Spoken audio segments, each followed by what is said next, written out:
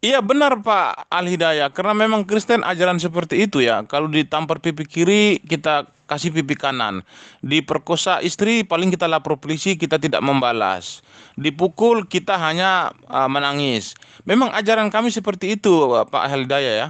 Memang Kristus ini sangat luar biasa ya. Dia membawa hikmat untuk semua manusia yang ada di muka bumi ini ya. Membawa kedamaian, kesejukan. Itu luar biasanya Kristus. Yesus Kristus ini sangat luar biasa karena dia adalah Tuhan itu sendiri yang turun ke bumi untuk melakukan pekerjaan yaitu karya keselamatan ya. Mengajarkan orang untuk berdamai, hati yang sejuk, segar. Beda dengan Pak Mamat ya. Pak Mamat itu memang mengajarkan sungguh luar biasa ya, kekerasan. Terbukti ketika dia memaksa orang Yahudi untuk mengimani atau mengikuti ajaran dia ya ataupun ajaran Islam ya. Ketika orang Yahudi membantah dan orang Yahudi mengatakan jika kalau kami masuk Islam lebih lebih mending kami berperang, dan terbukti jadilah peperangan itu dan orang Yahudi dibantai dengan Bang Mamat dengan anak buahnya. Makanya ketika sekarang ini orang-orang yang mengikuti ajaran Bang Mamat ini pastilah berperang, suka memukul orang. Makanya ajaran seperti ini seharusnya tidak boleh diikuti karena ini dibenci oleh Tuhan. Tuhan sangat membenci ketika sesama manusia saling menyakiti. Tetapi Yesus luar biasa, Pak. Dia mengajarkan tentang kedamaian. Kasihlah musuhmu, kasihlah sesamamu sendiri. Luar biasa Pak, kedamaian, sukacita, luar biasa. Tetapi mengikuti ajaran Muhammad, kita akan memperoleh duka cita, yaitu kesakitan Pak, pembunuhan Pak, jambak-jambaan, salto-saltoan, tumbuk-tumbukan. Wah, luar biasa ajaran Bang Mamat ini. Ketika Yesus ditampar, apakah Yesus itu memberikan lagi pipinya? Enggak. Yesus mengajarkan itu, tapi Yesus tidak melakukan itu sendiri. Kenapa? Coba jelaskan. Ketika Yesus ditampar, terbukti ajaran Yesus adalah ajaran kasih. Dan Yesus memang tidak memberikan pipinya berikut, tetapi dia tidak membalas. Artinya pengajaran Yesus sangat luar biasa dan terbukti. Dan kami orang Kristen mengikuti ajaran luar biasa, Pak. Amin, haleluya. Iya, kasih-kasih juga ada diajarkan kepada Rasulullah. Kepada Islam, kasih-kasih juga ada. Tapi sebagai manusia normal, sebab apa itu kalau kami itu menganggap istri itu bukan seperti hewan gitu. Kalau itu kucing atau itu ayam, itu anjing mah itu suka-suka lelaki itu, sembarangan lelaki itu. Ya, tapi kalau istri kita kan itu, aduh gimana ya kalau si Paulus mengajarkan kalau sudah diperkosa suruh tambah lagi itu gimana itu Mi? Kira-kira bisa nggak itu? Itu ya, tapi kalau di Islam juga ada ya hukum kasih-kasih itu, sebab itu juga perintah. Tapi tidaklah mungkin kita menyerahkan istri kita untuk diperkosa kan gitu. Lalu kita diam-diam aja enggak usah buat apa-apa. Nah, lalu itu kan di Bible itu macam di 1 Samuel 15 ayat 23 itu 2 sampai 3. Itu ajaran siapa? Itu Pulus atau Ukas itu. Pulus atau Ukas. Tapi kalau itu mati ada tulak ansor yang itu Mimi bunuh semuanya itu. Padahal katanya hukum kasih. Iya, ajaran kami ajaran kasih. Ketika kami diperlakukan sama orang lain, diperlakukan kasar atau jahat, kami berserah diri kepada Tuhan. Itulah ajaran yang benar, ajaran yang suci yang dibawakan oleh Tuhan itu sendiri. Berserah diri. Hebat. Yesus mengajarkan kami untuk berserah diri kepada Tuhan.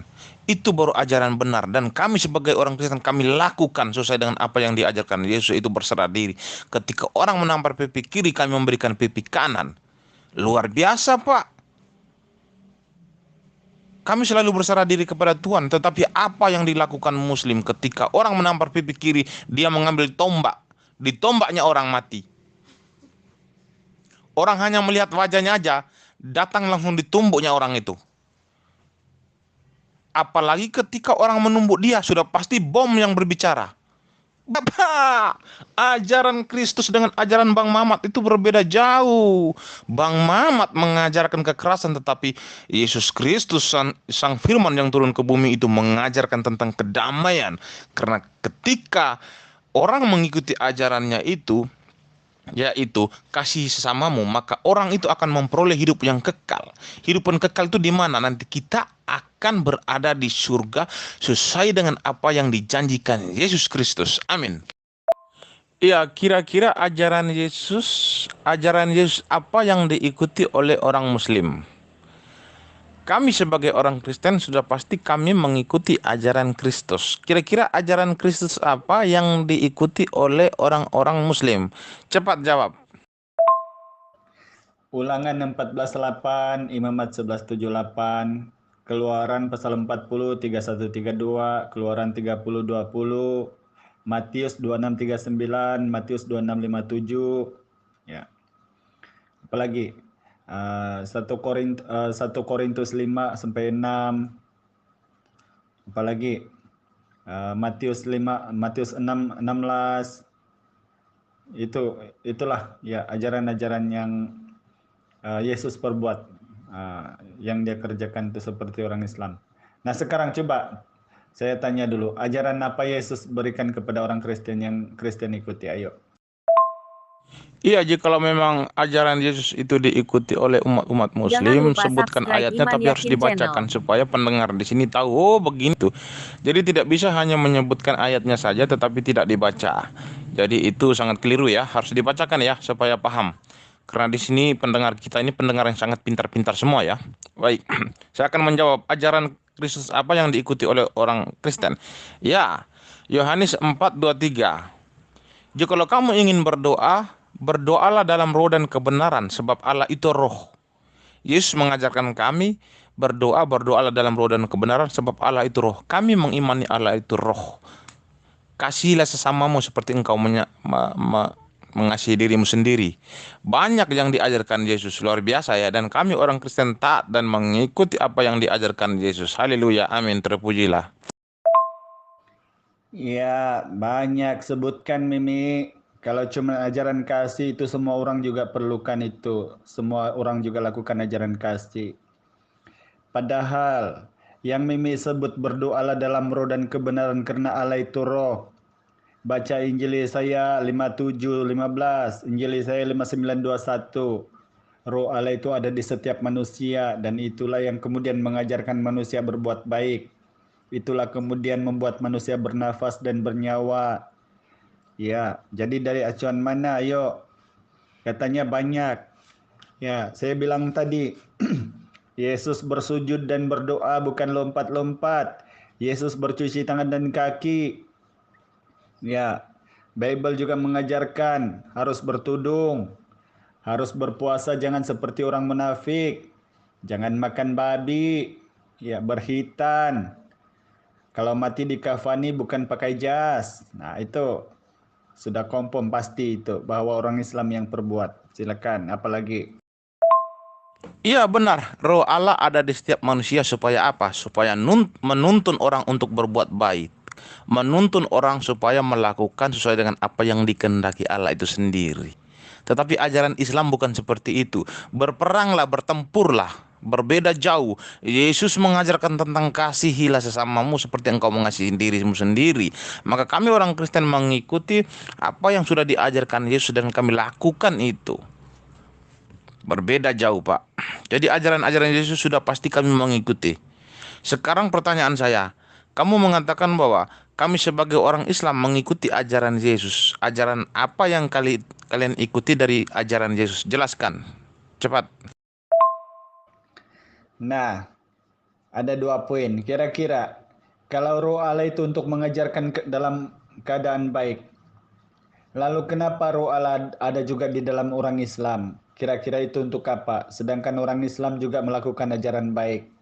Yang kedua, kenapa yang di Biblemu terpampang jelas bahwa bunuh tumpah semua termasuk anak-anak kecil dan ibu mengandung?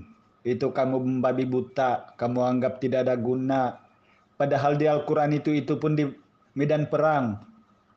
Dan kafir yang tidak mau beriman dalam medan perang, kurung perang. Itu kamu bilang itu yang paling valid. Padahal yang terpampang jelas di Bible, silakan buka 1 Samuel 15 pasal 2-3. Yuk. Roh Allah tidak ada di dalam orang Islam. Roh Allah hanya ada di dalam orang yang beriman kepadanya, yaitu orang Kristen yang mengikuti ajaran-ajaran Kristus dan ajaran Torah. Orang Islam tidak mengikuti ajaran Injil yang diajarkan Yesus, dan orang Islam tidak mengikuti ajaran Torah yang diajarkan para nabi-nabi. Lalu bagaimana bisa roh Allah bisa berada di dalam orang Islam? Sudah pasti tidak. Dan terbukti orang Islam suka berperang, bertempur, bunuh-bunuhan, tumbuk-tumbukan. Karena yang ada di dalam roh orang Islam itu adalah roh setan. Tetapi orang Kristen dan Yahudi yang ada di dalamnya adalah roh Tuhan itu sendiri, dan untuk mengendalikan supaya orang itu bisa berbuat baik. Itulah hebatnya orang Kristen. Ngawur kamu Meme. Mana ada itu untuk diperuntukkan orang Kristen. Kristen saja tidak pernah disebutkan kok. Aduh, ngawur. Silakan kau buka Yesaya 57:15, 59:21. Itu tidak ada kepada Kristen, Mimi, kepada umat manusia. Aduh, gimana kamu? Lalu, bukan saja itu, ya. Terlalu banyak di Kejadian, bahkan Tuhanmu bergumul dengan Daud, itu kamu membuta tuli, ya. Kemudian bunuh-bunuh, semua ada, wanita pun dibunuh, kamu membuta tuli. Padahal di Al-Quran itu cuma ada 2. Padahal di Biblemu itu ratusan ayat tuh Mimi yang bunuh-bunuh itu. Aduh, gimana kamu itu? Ayo sadat dong. Iya, benar. Diperuntukkan kepada semua umat manusia, tetapi umat manusia yang mana dulu? Kepada umat manusia yang mengimani Torah, yang mengikuti ajaran Torah, yang mengikuti ajaran Yesus Kristus. Karena apa? Karena Yesus Kristus menggenapi ajaran Torah. Jadi orang yang mengikuti ajaran Torah itu adalah roh Tuhan ada pada mereka untuk mengendalikan hidup mereka supaya berbuat baik. Orang Islam tidak mengimani Torah dan Injil yang diturunkan Tuhan kepada nabi-nabinya. Lalu bagaimana mungkin kamu mengatakan bahwa itu diperuntukkan kepada orang Islam juga? Tidak. No, no, no, no, no, no. Itu diperuntukkan hanya kepada orang yang beriman kepada Torah dan Injil. Yang kedua, sebutkan ajaran-ajaran yang kamu katakan bahwa orang Islam mengikuti ajaran-ajaran Yesus. Cepat. Loh, kalau sudah benar apalagi yang dibantah? Astaga Mimi. Pertama-tama saya buka VN, ya benar tapi dibantah lagi. Aduh, otakmu betulkan sedikit tuh. Syahadat dong. Kristen tidak mengikuti ajaran Torah, cuma ajaran kasih doang. Gimana itu Mimi? Ya, padahal jelas-jelas hanya satu Tuhan Allah, jangan ada ilah yang lain di hadapanmu. Jangan membuat bagimu patung sesembahan yang menyerupai apapun yang di atas, di langit, di bumi, dan di bawah di bumi. Ya, padahal kamu kemudian menjadikan Bapa, Anak, Putra, dan Roh Kudus. Kemudian menjadikan Paulus sudah mengarang Bible-nya, kamu tambah lagi. Aduh, gimana? Cukup-cukup dong. Itu sudah bahasa Melayu itu, Mimi. Tidak ada di situ diperuntukkan kepada Mimi, kepada Kristen, kepada Paulus, kepada Lukas, nggak ada. Itu kepada manusia. Ya, sudah saya katakan tadi. Apakah orang Islam mengimani Torah yang diajarkan Musa atau nabi-nabi yang lain? Apakah orang Islam mengimani diajarkan Yesus Kristus? Terbukti tidak. Maka saya katakan roh Tuhan tidak ada pada orang Islam. Roh Tuhan hanya ada kepada orang-orang yang mengikuti ajaran-ajaran Tuhan, yaitu Torah dan Injil. Jadi sudah pasti kami di dalam diri kami dibimbingi oleh Roh Kudus, Roh Suci. Lalu bagaimana dengan Islam? Roh Tuhan tidak ada, sehingga tidak membimbingi kalian ke dalam jalan yang benar dan perbuatan yang baik. Dan terbukti apa yang kalian lakukan. Bom bunuh diri di mana-mana. Menebas leher orang. Dan terbukti. Ini secara realita dan terbukti saya katakan ajaran-ajaran Islam yang dibawakan Muhammad itu berbeda jauh dengan ajaran-ajaran para nabi. Para nabi itu ajaran sangat luar biasa ya. Terkhusus kepada Yesus Kristus sangat luar biasa. Dia mengajarkan tentang kedamaian. Itulah baru orang bilang katakan Tuhan. Tuhan sendiri turun tangan ke bumi untuk melakukan pengajaran tentang keselamatan. Jelas Islam mengikuti ajaran Torah Musa. Sebab dalam Al-Quran ada, ya walaupun bukan berurutan, dia pisah-pisah. Tapi semuanya ada, Mimi, ya. Ya, satu Tuhan Allah, jangan membuat patung sesembahan, jangan mencuri, jangan berzina, jangan menyebut nama Tuhan Allah dengan sembarangan, jangan mengingini sesamamu, jangan mengingini apa yang ada kepada keluargamu, ya, berbakti kepada orang tua itu ada. Ya, justru Islam yang melakukan semua itu. Kamu gimana? Artinya kamu mau mengakui bahwa ya kami mengimani Torah yang diimani oleh orang Yahudi dan Kristen. Apakah seperti itu? Yang diimani oleh orang Yahudi yang keluar daripada ajaran Yesus. Ya, mereka di sana menjalankan Torah yang bukan daripada Tanakh.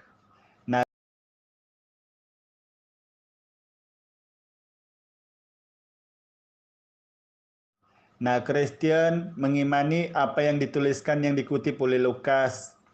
Ya, yang mengambil copot-copot daripada kitab Yahudi dan ajaran-ajaran murid-murid Yesus.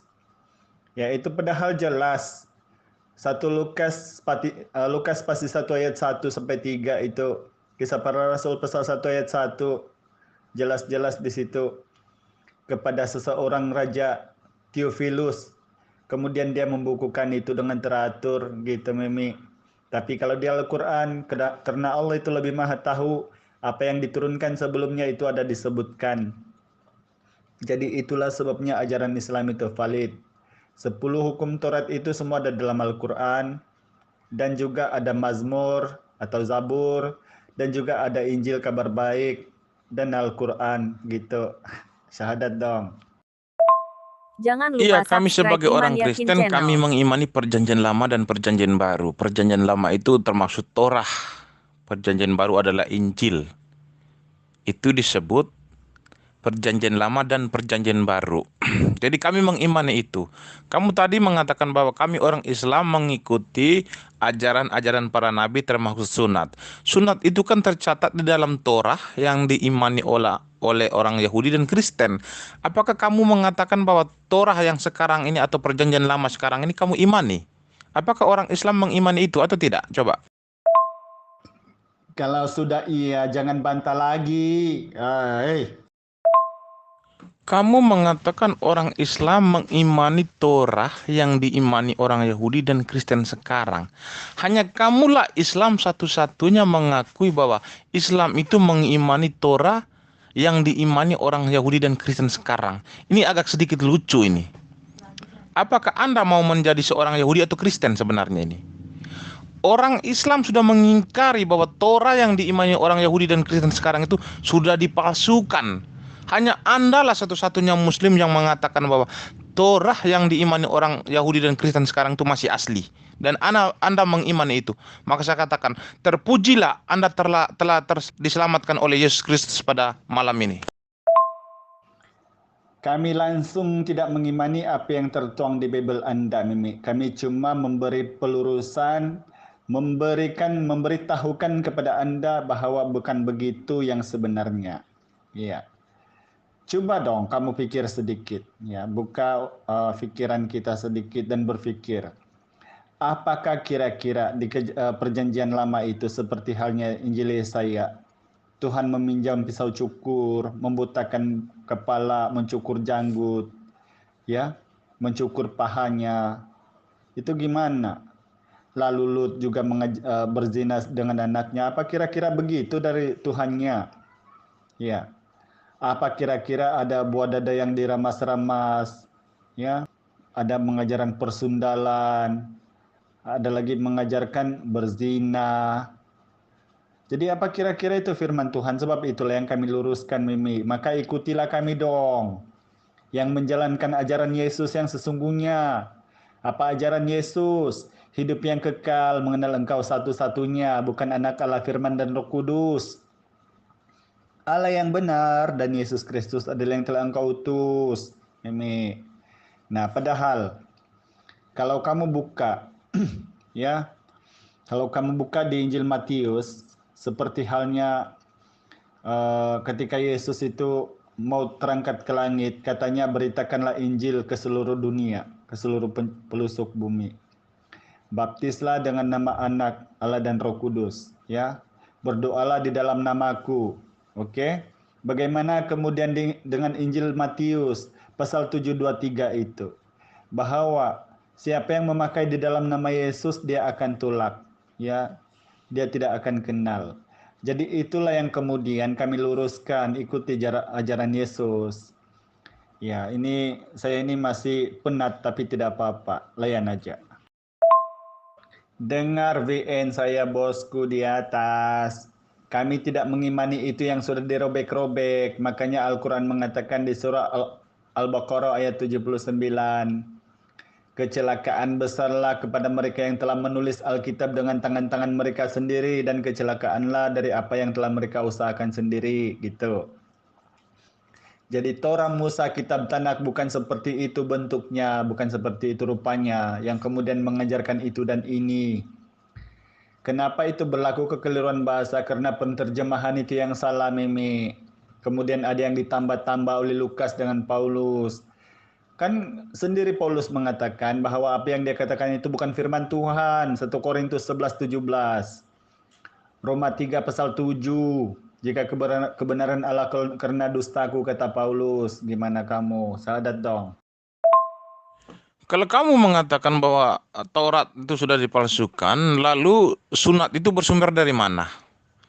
Kalau kamu mengatakan bahwa Taurat itu sudah dipalsukan, lalu kamu mengatakan bahwa kalian mengikuti ajaran nabi-nabi sebelumnya, yaitu soal makanan haram itu, yang di kitab imamat itu dari mana sumbernya? Sumbernya dari mana? Sudah pasti dari Torah yang kami imani sekarang. Artinya kalian munafik. Muslim semuanya pada munafik, tidak berbeda dengan kami orang Kristen. Kami itu sangat jujur. Kami orang Kristen ketika kami mengatakan kami mengimani Torah dan kami membuktikan bahwa ini Torah kami. Dan sama Torah kami dengan orang Yahudi sama. Tidak ada bedanya. Lalu Muslim mengatakan bahwa kami mengimani Taurat, Zabur dan Injil sesuai dengan apa yang diperintahkan Allah Subhanahu wa taala. Tetapi pada kenyataannya Taurat, Zabur dan Injil yang diimani oleh orang Muslim hanyalah sebagai hayalan. Kenapa saya katakan hayalan? Karena tidak bisa membuktikan Taurat apa-apa. Tidak bisa membuktikan Zabur, tidak bisa membuktikan Injil. Hanya mengatakan ya kami imani, ya kami imani, tetapi hayalan. Apa kamu tidak paham dengan ayat saya yang bahasa Melayu? Jadi justru disinilah menampakkan bahwa kamu keliru sendiri memahami bahasa Melayu. Padahal saya bilang tadi, itu sudah ditambah, itu sudah ada yang dikurangi. Apa buktinya? Saya sudah mengutip daripada Lukas pasal 1 ayat 1 dan Kisah Para Rasul pasal 1 ayat 1. Jadi itu memang benar, ada 23% lagi masih firman yang benar, tapi banyak yang ditambah-tambah dan dicopot-copot oleh manusia. Itu jawabannya. Kamu menuduh bahwa Taurat, Zabur dan Injil itu sudah dipalsukan. Kamu mengutip daripada ayat-ayat Lukas, Markus, Yohanes. Seharusnya Allah Subhanahu wa taala itu menuduh bahwa Taurat, Zabur dan Injil sudah dipalsukan. Itu seharusnya Allah Subhanahu wa taala itu memegang yang asli. Dia memberikan kepada Muhammad, ini Muhammad yang asli.